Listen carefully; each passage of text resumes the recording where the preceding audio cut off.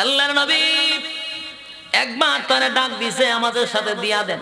ওই বেঈমানটা কয়, মুহাম্মদ চুক্তির মধ্যে কিন্তু কথা আছে, মক্কা থেকে মদিনায় কোনো লোক আপনাকে দেওয়া যাবে না, ফিরাইয়া দিতে আপনি বাধ্য। রাসূল এই কথা শোনার পরে তারে ফিরাইয়া দিল। ওই সাহাবী নবীর দিকে তাকায়া রইল।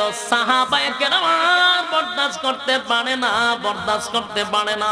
একজন সাহাবী হলেন ওমর। সবার থেকে রাগ কম না বেশি? ওমর আবু বকরের কাছে গিয়ে বলে, আবু বকর,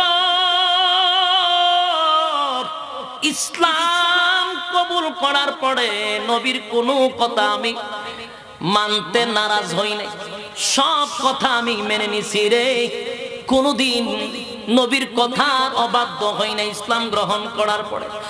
আজকের কথাগুলি আমি কেন মেনে নিতে পারছি না, আমি সহ্য করতে পারি না রে আবু বকর। এবার আবু বকর হযরত ওমরকে শুধু এতটুকু বুঝাইলেন, আমার নবী নিজের থেকে কিছু করে না রে, সব কিছু আমার মালিকের পক্ষ থেকে হয়। কানতে কানতে নবীর দাড়ি মুবারক ভিজে চোখের পানিগুলো পড়তেছিল। আবু বকর পিছন দিক থেকে পয়গম্বরকে জড়ায়া ধইরা বলে, হাবিব কান্দেন না, আপনার কান্না আমরা বরদাস্ত করতে পারি না গো নবী, আপনি যদি এইভাবে কান্না শুরু করেন আমরা ভেঙে যাব, আমাদের মন নষ্ট হয়ে যাবে, আপনি কান্দেন না, আপনার কান্না আমরা বরদাস্ত করতে পারি না।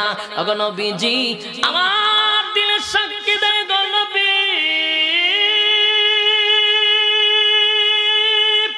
আপনার মালিক আপনাকে একা ছেড়ে দিবে না, আপনাকে একা ছেড়ে দিবে না। ওগো নবীজি চিন্তা করবেন না, নিশ্চয়ই আপনার মালিক আপনাকে একা ছাড়বে না।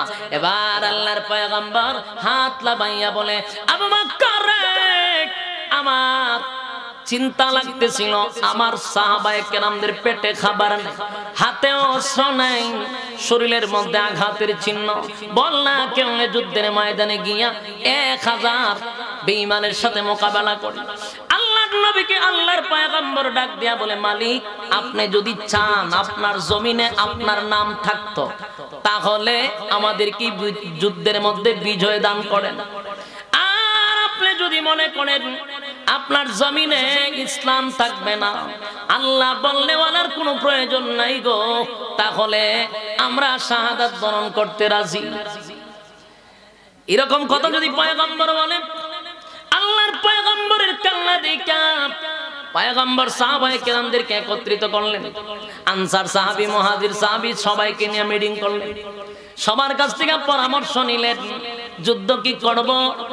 সাহাবায়ে কেরামরা বলেন, নবী গো আপনি খুব চিন্তিত, আপনি কি আমরারে বনি ইসরাইলের নবীর উম্মত পাইছেন? এখন নবীজি আপনি কি মনে করছেন মুসা পয়গম্বরের উম্মতের মতো আমরা যুদ্ধের থেকে পলায়ন করব? না, মুসা পয়গম্বরের উম্মত না গো, আমরা বিশ্ব নবীর উম্মত, আমরা আপনার জন্য জীবন দিতে প্রস্তুত। এখন নবীজি মুসা পয়গম্বরের উম্মতরা যুদ্ধের ময়দানে গিয়ে পলায়ন করছিল, আমরা আপনাকে রেখে যুদ্ধের ময়দান থেকে পলায়ন করব না গো নবী, আপনার ডাইনে থাকবো, আপনার বামে থাকবো, আপনার সামনে থাকবো, আপনার পিছনে থাকবো, একটা তীরের আঘাত আপনি নবীর শরীরে পড়তে দিব না, প্রয়োজনে বুক দিয়ে আটকাবো, পিঠ দিয়ে আটকাবো, তবে আমাদের নবীর শরীরে একটা তীরের আঘাত পড়তে দিব না। আপনি মন খারাপ করবেন না, আপনার ডাইনে ভাবে আমরা আছি, জোরে জোরে কাম সুবহান।